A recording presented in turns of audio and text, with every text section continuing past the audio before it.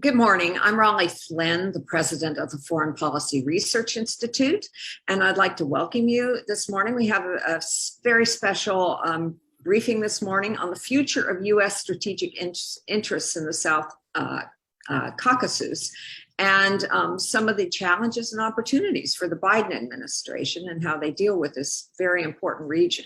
Before we get started, I'd like to give a very special thanks to our colleagues and our friends at the Atlantic Council of Georgia, and to say a special thank you to Ambassador Batu Kutelia and Ambassador Dato Sikarulidze for their help in organizing this particular event this morning.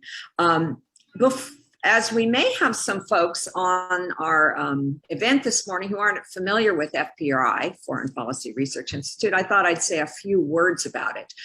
We are a non-partisan think tank, and we're based in Philadelphia, Pennsylvania, on the East Coast of the United States. And FPRI has been around since 1955. We were started by Robert Strauss Hupé, one of the leading geopolitical strategists of the 20th century, who was a professor at Penn and later a very long-serving U.S. ambassador who was a political appointee by both Republicans and Democrats, so very appropriate for a non-partisan organization like FPRI. We're committed to doing research and events. Our mission at its essence is education, to educate policymakers and to educate the general public in international affairs and national security as it intersects with international affairs. So before we get started, I'd also like to thank our members and our supporters and our board members at FPRI.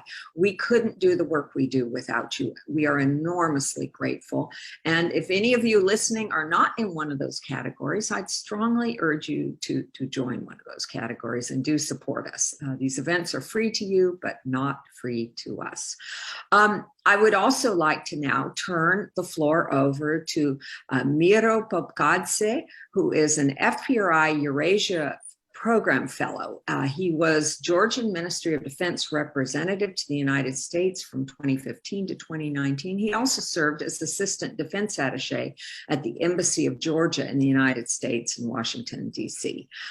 He was a non-resident fellow at the Atlantic Council of Georgia in Tbilisi, and his research areas include Russian foreign policy, Eurasia security issues, and geopolitics of the Black Sea and the Caucasus region.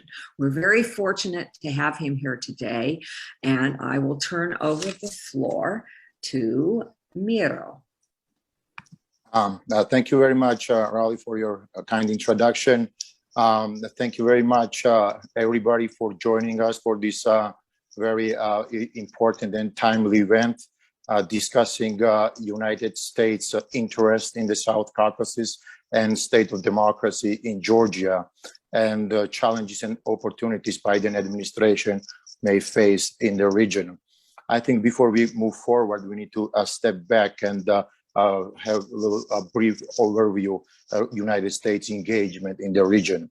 After the end of the Cold War, United States invested immensely in Georgia's democratic development and transformation. After Georgia got independent, it was a failed state, and when the United States forged a relationship with Georgia, Georgia kind of came along, and in a very short period of time, Georgia really made success. The United States helped Georgia to strengthen democratic institutions, civil society, free media environment while protecting Georgia's sovereignty and territorial integrity. And for quite some time, Georgia played very well. And the Georgia success story was not unnoticed in Europe and the United States, and Georgia was embraced, and the West was helping Georgia to integrate further into the Western institutions. but Georgia's success also remained unnoticed in Russia, as Moscow grew increasingly concerned about Georgia's success, and in 2008, actually, it invaded Georgia, and 20% of Georgia's territory still remains occupied. But Russia also used wide and continues to use wide range of hybrid tools and tactics to undermine Georgian democracy. It has used borderization, propaganda campaign, cyber attacks, and also it repeatedly funded NGOs and political parties to undermine Georgian democracy from within, while trying to uproot Western values and principles taking root in Georgia. And Georgians actually made remarkable thing. The first time in the region in 2012, they managed to change power through democratic means. In the past 20 years, Georgia was repeatedly challenged, as I said, tested externally and internally, but it still managed to somehow succeed. But in the recent years, we see really very unfortunate events taking place in Georgia. We see some democratic backsliding and some setbacks. So to discuss these issues further, what happened to Georgia and how Georgia thrive, and the pace for further integration into the West and democratic consolidation slowed. We have invited esteemed group of Georgian experts from the expert society, from a think tank community, who can help us understand these issues. Today we have invited Eka Gigauri, who is executive director at the Transparency International of Georgia. We have Nino Dolidze, who is executive director at the International Society for Fair Elections and Democracy. We have Nino Evgenidze, who is executive director at the Economic Policy Research Center, and last but not least, Georgi Muchaidze, who is executive director at Atlantic Council of Georgia. So each of the speakers will make remarks for 5 minutes, and then we will have a Q&A session.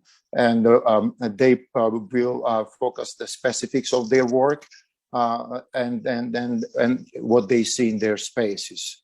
So with this, I would like to turn over to Eka Gigauri and ask her following question. We saw Georgia had a very crucial elections 2 days ago, and by many it was referred as a referendum on legitimacy of the government. So why was this election so important, and what do you think the outcome of this election will impact Georgia's ability to meet and overcome challenges internally and externally? Over to you, Eka. Thank you very much. Thank you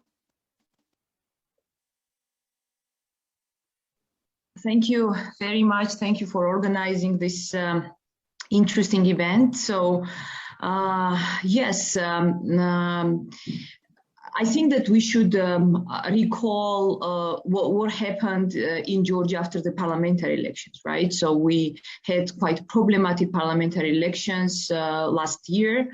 And after these problematic elections, we all observed the at least 7 months crisis in Georgia. And at that time, we all actually recognized that actually we have problematic elections because we don't have the functioning institutions in Georgia. and most of these institutions are captured by one political party, and the person behind this, the ruling party, Mr. Ivanishvili. And so apparently they can't resist to the wishes of the ruling party, because when it comes to the violations of the elections, we could not see, during the elections, we could not see that these institutions, starting with the Ministry of Interior and ending with the Central Election Commission, so they did not react properly on all those violations. And that's why the population in Georgia, majority of them, I would say, because they supported the opposition altogether, so the opposition altogether got more support than the ruling party, so had the concerns about the results of the elections, and there were many questions how those violations actually affected the results of the elections. And after that, the political parties agreed on particular steps which are necessary in order to hold more high quality elections, like democratic elections in this country. And also these steps could be considered as a kind of way forward for Georgia. And many international experts and also the official representatives from the European Union and also from the US, they considered this agreement between the parties, so the steps on which there was the agreement, so as a kind of steps which will bring Georgia closer to NATO and EU.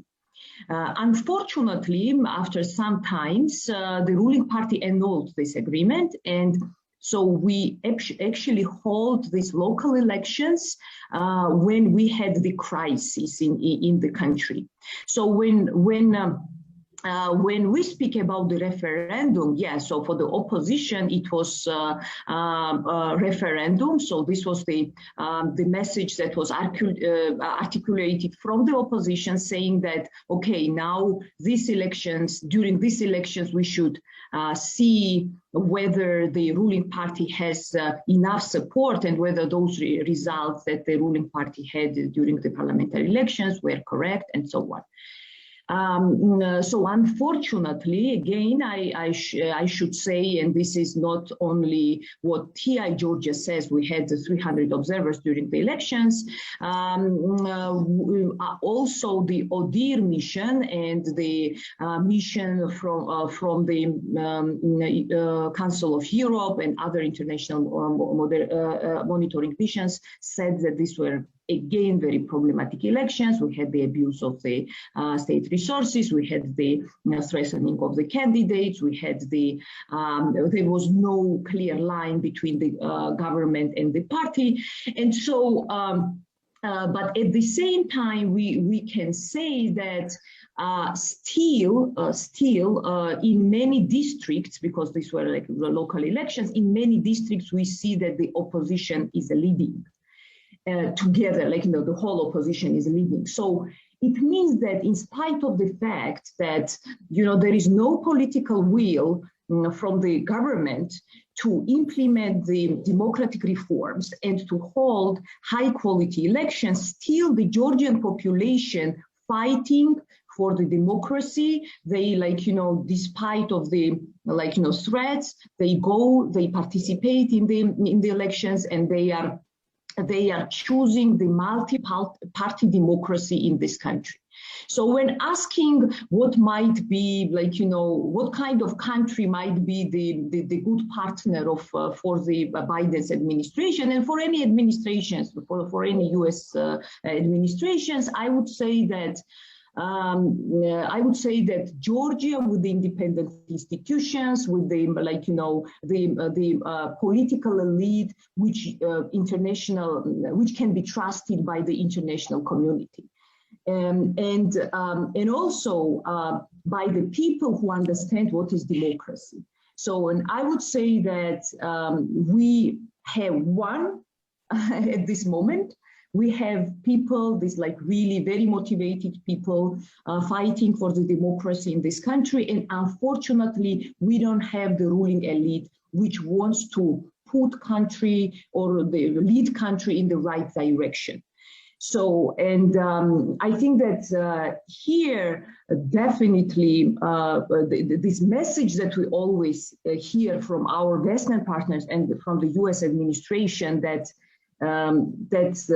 they support the people of Georgia, first of all, right? So this is very, very important to have all the time, this kind of message, but also the actions which will back the wishes of Georgian public, right? Because in spite of this big desire from the civil society, from several from other groups, from the public, that to have the independent institutions to really go closer to NATO and EU, we don't see the particular actions from the side of the ruling party to implement the democratic reforms, and again, as I said, to make sure that the path, Georgian path towards the NATO and EU is irreversible. So that's why I think that at this moment, and we are, of course, very thankful for the U.S. administration, because all administrations, again, because they invested lots of money in our independent institutions, and lots of political support was given to have the independent institutions in this country. I think that this is the moment now when the actions from our Western friends might be revised, and these actions might be more strict towards the ruling elite, because this is definitely, if before it was said that, okay, so we still need to see what the Georgian people want during these elections. Definitely, we can see that the Georgian people chooses the multi-party democracy in this country. However, due to the lack of independent institutions and lack of political will, it is difficult to reach this goal. Thank you. Eka, thank you very much for your excellent remarks. It's a very, very thoughtful and very interesting, especially for our audience. Now, I would like to move to Nino Dolidze, and I would like to ask this question to you.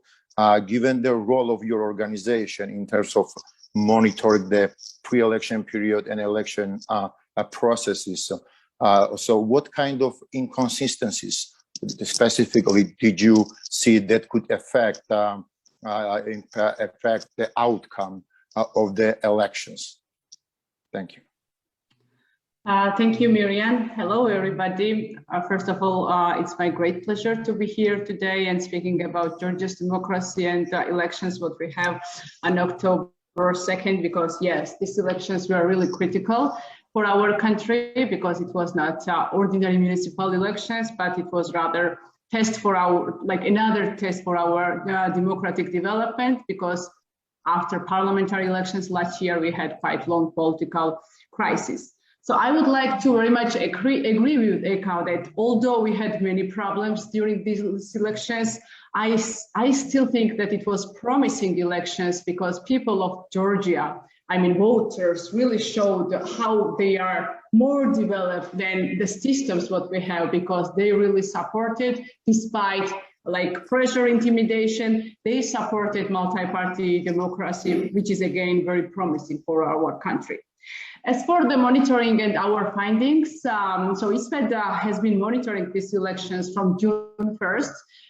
We are in order to assess elections, we are monitoring pre-election, election day, and post-election environment, because we believe that it's not only one day which defines the results, but pre-election environment mostly is crucial for election day and its results. So in pre-election period, what we have seen, it is that political parties really had right to campaign freely, but resources what ruling party had compared to opposition political parties, it's very different. And governmental party had a huge privilege in terms of financial as well as administrative resources. That's why in pre-election period, they were using all the administrative resources, what could be used in order to increase their supporters, like promising increase of salaries of people, canceling fines for the people with like millions of lari. So governmental party, ruling party, Georgian really used all the resources they had, all the governmental resources for the party advantage, and they had we had engagement of civil servants in campaign and lots of using administrative resources. And as I said, in order to ensure equal participation of political parties in pre-election period, we didn't have like that. So governmental party was really privileged, and if we look at their finances, donations, what they received, and funds, what they spent for elections, is like 2.5 more than any other party together, unified. Although besides use of administrative resources, we have unfortunately seen political dismissals of people from jobs. So those people who were supporting some of the opposition party, mostly former prime minister's party, they were unfortunately politically dismissed from their jobs who were involved in public services.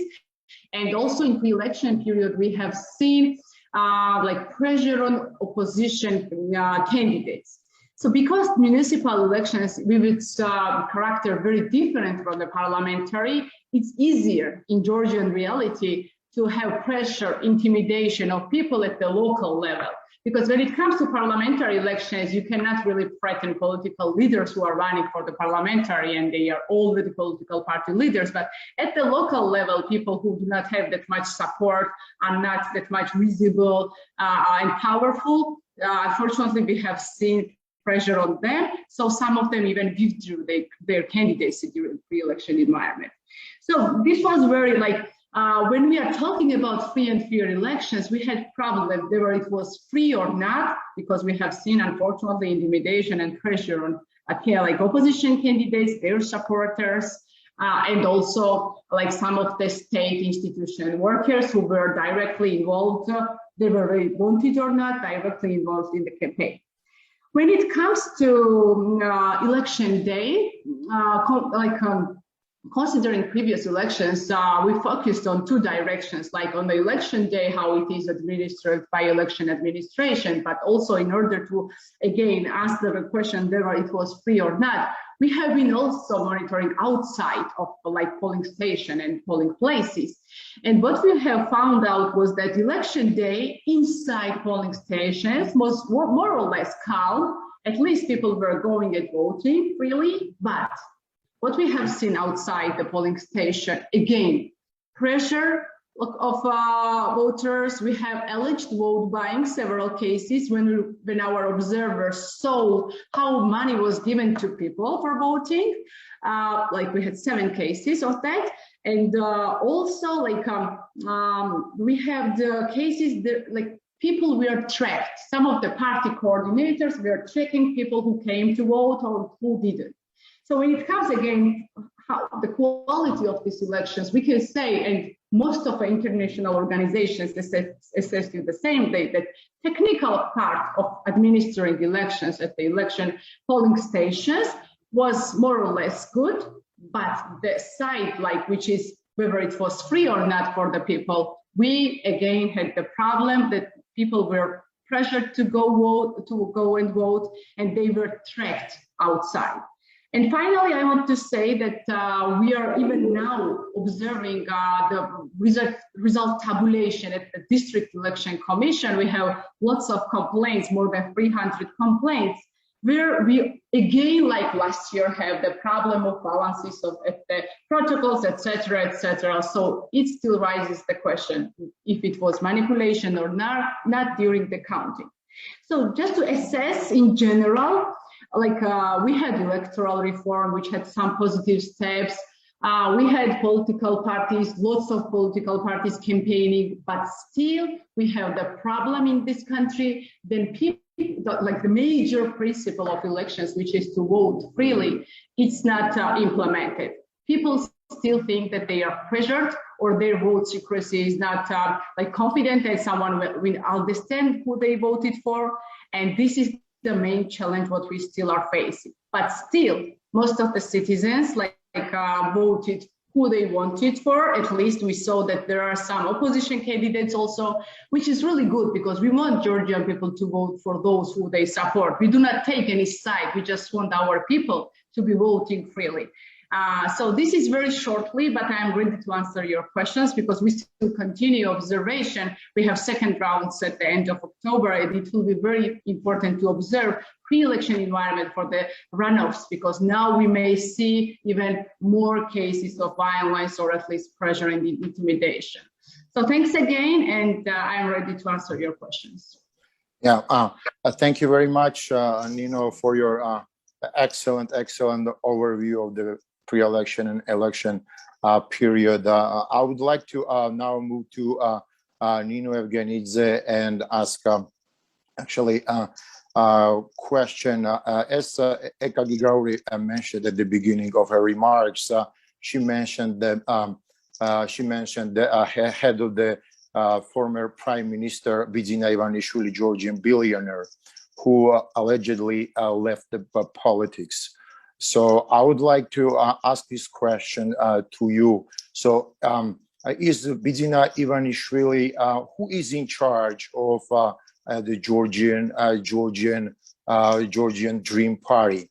So we hear many reports and voices come from Georgia and from the region that there is a kind of oligarchic rule, still informal clans and informal power brokers are influencing election and democratic processes. So please, can you tell us what can you tell about the state capture and informal influences on election and overall Georgian democratic processes? Thank you.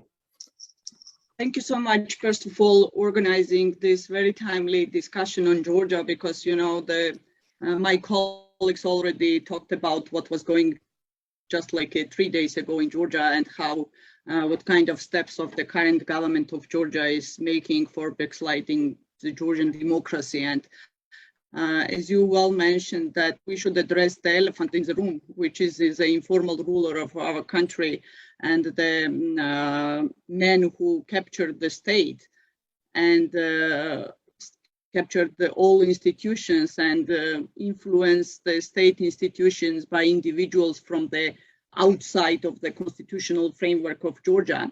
None of the prominently important positions of the state, such as, for example, Ministry of the Internal Affairs, Ministry of Defense, Health Minister, Head of the State Security Services, are run by career politicians or the technocrats. Almost all more or less important government positions are held by the individuals who are sharing a very specific background in their biography, which ties them to the same private companies and organizations owned by the former Prime Minister and billionaire Bidzina Ivanishvili.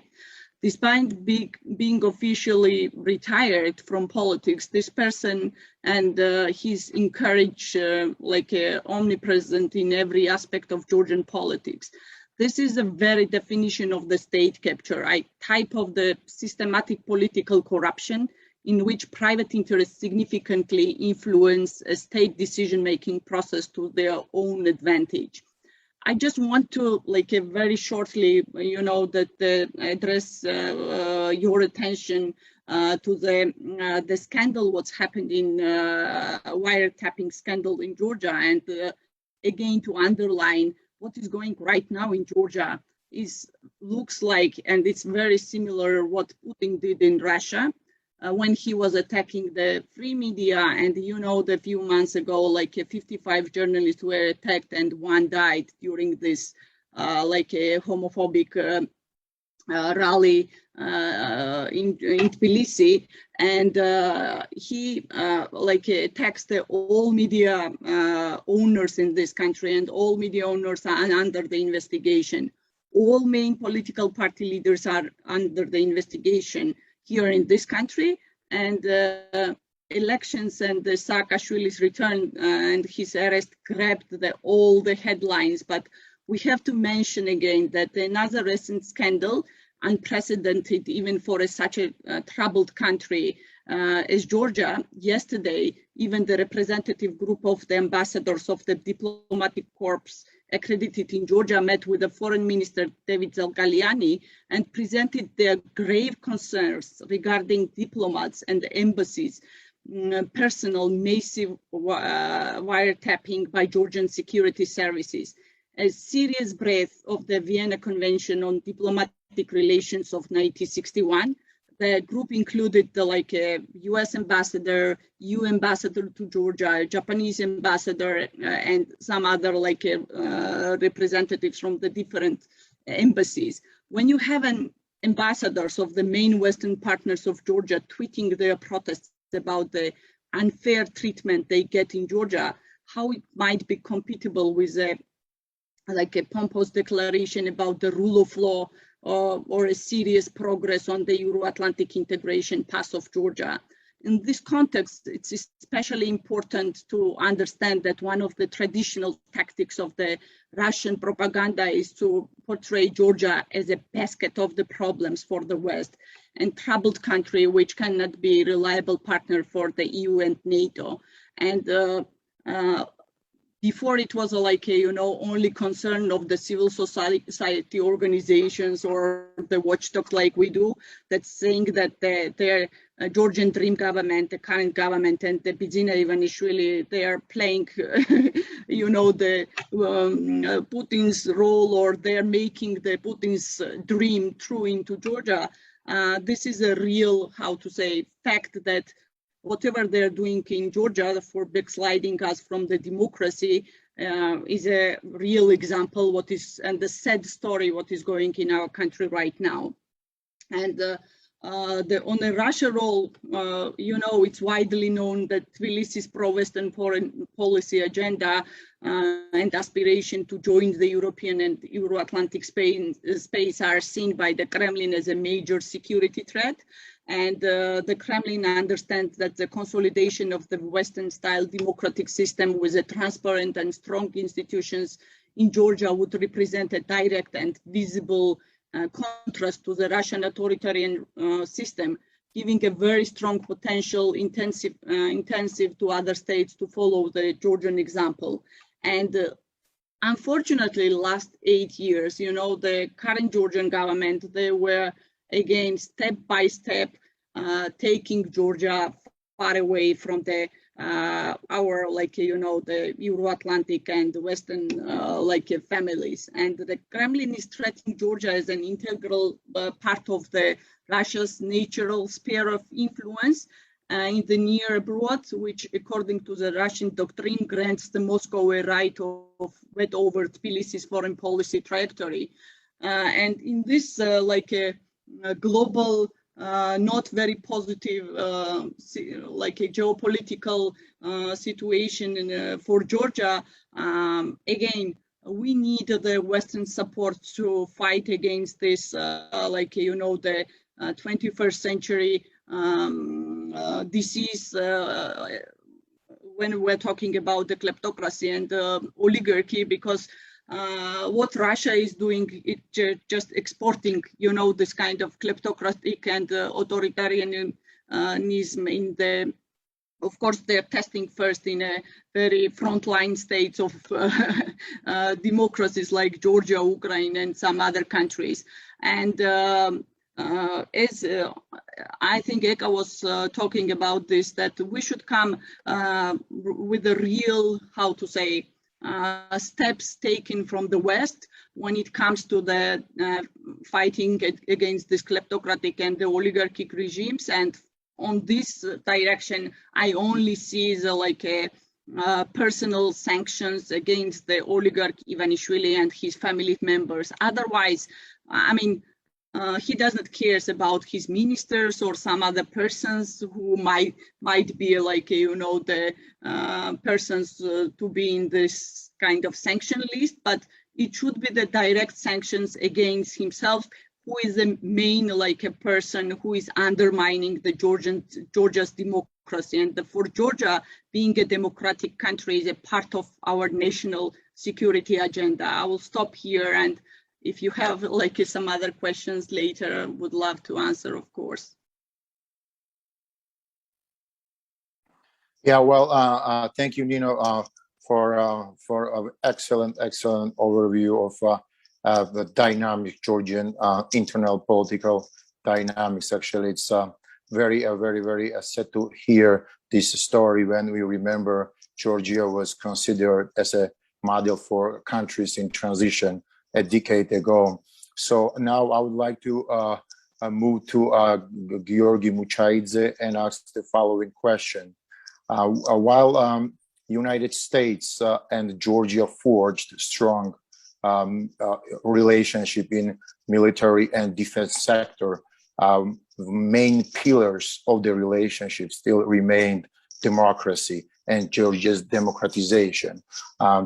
European Union's engagement in Georgia last year after the election, Georgia had the political crisis, also showcased how much Europeans and the collective West as a whole is committed to Georgian democracy. So, how do you think this challenging political situation in Georgia and this the democratic backsliding and rising oligarchic rule will influence Georgia's thrive towards Western institutions such as NATO and European Union, and what do you think can be done to remedy the problems and kind of recharge Georgia's move towards the West? Thank you. Thank you very much for this very pertinent question. First of all, let me say a couple of things regarding the elections, because also I was an observer, and when they are observing around 10%, and I'd rather concentrate on the second part of the question, because everybody knows that our democratic backsliding will certainly influence negatively our way forward in terms of the NATO and EU integration. And the second part is very important of your question: what the West and United States especially can do to reverse this course and kind of boost the chances for our democracy to mature and not to get degraded as it's happening right now. So first, let me say that unfortunately we have a trend of the deterioration in the democratic standards of conducting the elections. And the thing is that election process, as many observers underline, starts much before the election day, and the pre-election environment plays a major role in determining whether elections are free and fair. So while we had this, the joint OSCE-led international observation mission stating that they found that the legal framework was conducive to holding democratic elections and it was more or less well administered, it also stated that many opposition candidates withdrew from the race, and a number of them reportedly were under pressure from the ruling party. Then we had, European Parliament head of the observer team declaring that the pre-electoral environment, however competitive, did not provide a level playing field for the contesting parties and candidates. And he also underlined the widespread and consistent allegations for pressure on civil servants, misuse of administrative resources, and huge imbalances of financial means. I think the transparency is very international found, and it's very important finding that altogether, whatever the opposition spent for the election period, the ruling party spent 2.5 times more finances than the all opposition spent together. And then we had the head of the Council of Europe, Congress of Local Regional Authorities, observer delegation mission stating that the election was a missed opportunity for local democracy in Georgia. And then if we refer also to the US Embassy statements, said that in many towns and villages, pressure against teachers, law enforcement officers, and other public sector workers reportedly interfered with their ability to exercise their free choice on election day. So if we kind of sum all these assessments, the international observers' verdict seems to be that elections were partially free, but not really fair.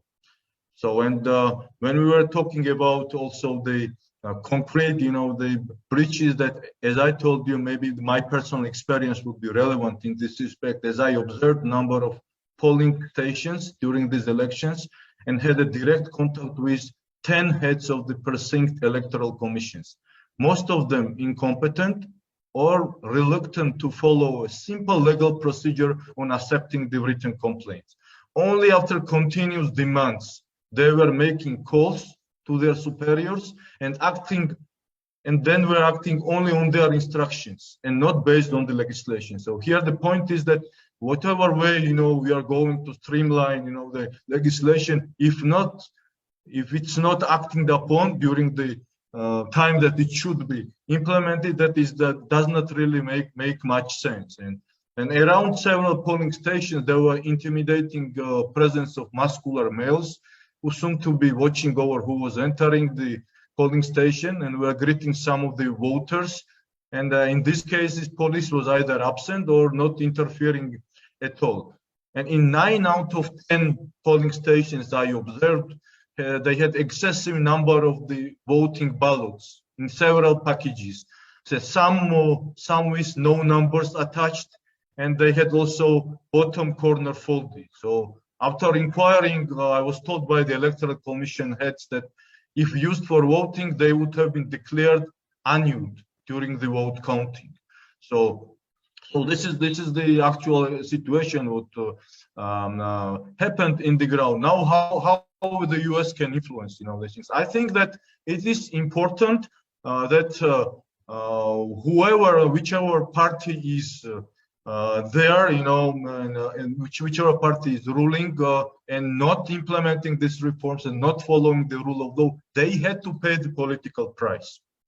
And I think the EU made a good example, gave a good example when they made conditional their financial support and they withdrew the funding when the reforms were not enacted. But make no mistake, 2/3 of the Georgian population are very pro-Western. And if the statement, like the statement from the United States Embassy, is continuously made that those, actions that were done, during these elections were not consistent with Euro-Atlantic values, and when the, population sees that there are less funding, there are less support, there are less progress on the way of the NATO and the EU integration because of government not meeting the commitments, and they see that they are paying the political price. This is the only way to really influence the also the actions of the government and also the mind of the citizens. And I think that these elections have shown the shift in the sympathies of the population, as we see many of the big cities, as we know, the cities are the dwelling places of the middle class. So they are, changing their mind, and they're seeing more and more importance of having a level playing ground and having some competition in the political field. So I think the US and European Union can very much influence this trend if there is more pressure put in terms of the better implementation of the reforms, especially the security sector reform and the court reform, because influenced by the Soviet mental legacy, current ruling party continues to equate politicization of special services, law enforcement bodies, and the courts with the efficient governance. So until this kind of the system is not dismantled and the effective comprehensive reform is not carried out, we will continue to face these challenges, which certainly can degrade our already very troubled democracy into autocracy. Thank you for your attention.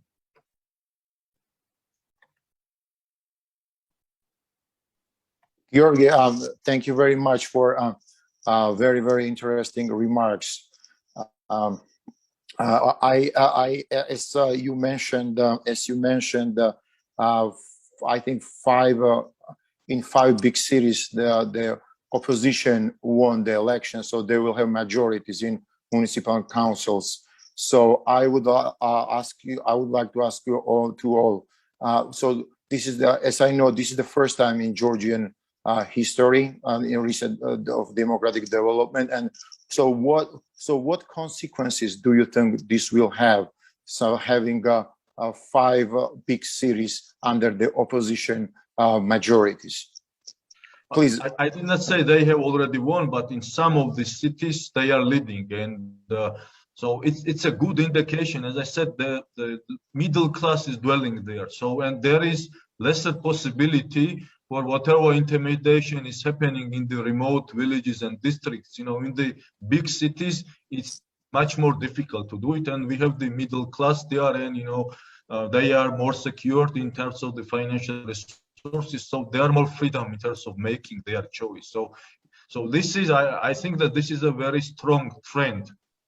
When the electorate is fed up already, dominance of the single party rule, and I think that it's not to the good, but it's to the detriment of the country. And I think if this tendency is reinforced and supported to have more competitive, level playing field, then I think that we will be much better off, and we will have, hopefully the state capture process being reversed. And I think in this respect, much bolder actions need to be made. I agree with Nino that there needs to be much bold actions taken in regards with the financial support, in regards with the statements, in regards with the naming and shaming. So when there are the very concrete facts, there must be hopefully consolidated statements and actions, both from the US side and European Union. I think there must be more scrutiny. If certain deliverables are not met, there should be very strict, actions, the statements made from the both of the sides, the European Union and the United States as well. Yeah, well, Georgi, thank you very much. Biden's new administration has formulated its foreign policy priorities, and one of the main pillars of Biden's foreign policy is democracy support around the world, democracy promotion, in a sense. While his predecessor Donald Trump relied more on if we say more predictability and stability. So since we have already six months new administration, or 10 months, so do we see any changes in terms of approaching democratic developments in the country, in the region? I would like to ask this question to Eka Grigori, please. Any changes in policy, any visible steps, anything we can feel at this point?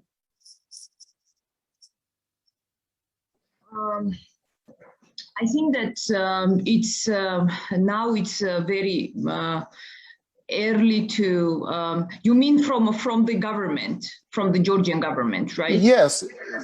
No. I mean any changes from the American side in general. Why? Because one of the priorities in general of the new administration is to support democracies around the world, and Georgia is the young democracy who's been suffering in recent years because of the internal challenges, external challenges. We see any changes? Because you rightly mentioned the West needs to revise its policies. So I want to build on to your statement and ask you this question. So at this moment, I think it's very early to see anything from one side. Of course, the U.S. administration as I understand it, it is very important, will continue to support the Georgian people and continue to support the capacity building of our institutions. For instance, judiciary, the Central Election Commission, and different, the strengthening of for instance, the strengthening of the oversight functions of the parliament, which is very important. And I think that the US administration should continue doing this, but at the same time, it became obvious that there is just no political will to have the independent institutions. And Nino rightly mentioned, and I also mentioned in my introductory remarks, that our institutions are captured. We have heads of the institutions who were the personal servants of Mr. Ivanishvili, the bodyguard, the personal doctor, and so on. So when having such individuals who are not politicians, right? So it's very difficult to expect from them that they will resist to the wishes of Mr. Ivanishvili of the ruling party. So that's why I think we all should find the ways how to influence the those who are in charge of decision making, better or more effectively. For instance, when it comes to the judiciary, and it is number one issue, I would say, in Georgia. We could have everything the same. With the better the judiciary, we could do or act much better, right? So as a country, or perform better as a country. And so, and there was the idea, for instance, to introduce the targeted sanctions or travel bans for particular judges involved in corruption, involved in high-profile cases and politically motivated investigations, right? So when saying that, we need some more different actions, I meaning this, because we might, for instance, with the electoral reform, right? So there was from the beginning. The ruling party said that they are going to change something in the electoral legislation. There were some changes which were positive, but the biggest issue, which is the independence of the Central Election Commission, which would be chaired by the person elected by involvement of many parties, that did not happen. And it was in the law, but there was no political will to elect the person, or to sit at one table to agree on one person and to elect this person, right? So, and again, this person is supported only by one party. So that's why when I'm saying this, so now it looks like everyone realized what does it mean to deal with the government which is ruled by the oligarch, by the person who owns the fortune, and there is no one in the country who is richer than he is, right? So, and he has this 1/3 of his fortune is 1/3 of Georgia's budget, right? So I think that now everyone realized that this is a challenge for Georgia, and from one side it's very important to support the people, but from the other side it is very important to push the ruling elite to change something and to share the power.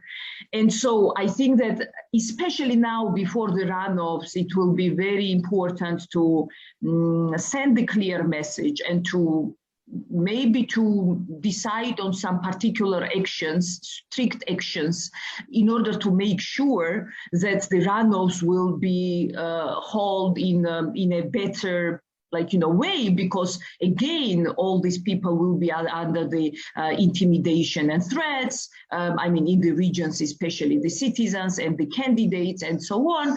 And so again, we might end up with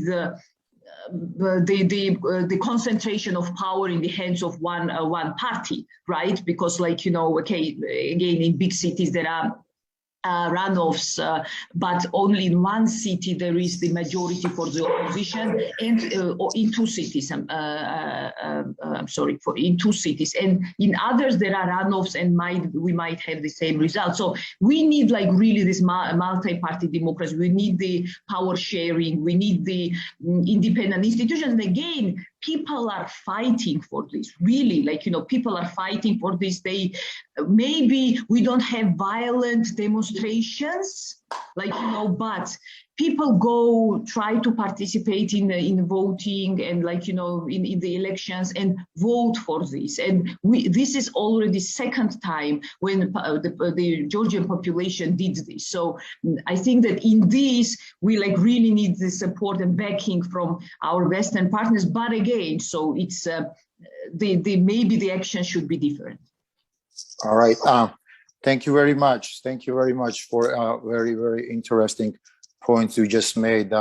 Unfortunately, our time is coming to an end, and we need to close this session. I would like to thank you, each of you, for joining us for today. And actually, this was very, very, very interesting and very comprehensive overview of what's going on in Georgia. And I'm glad that our audience here in the United States and Europe are really hearing, and hopefully international community will stand with Georgian people and help Georgia thrive as a democracy again. So I would like to turn over this to my colleague Maya to lead another panel. So thank you very much all for joining our other panelists. Thank you.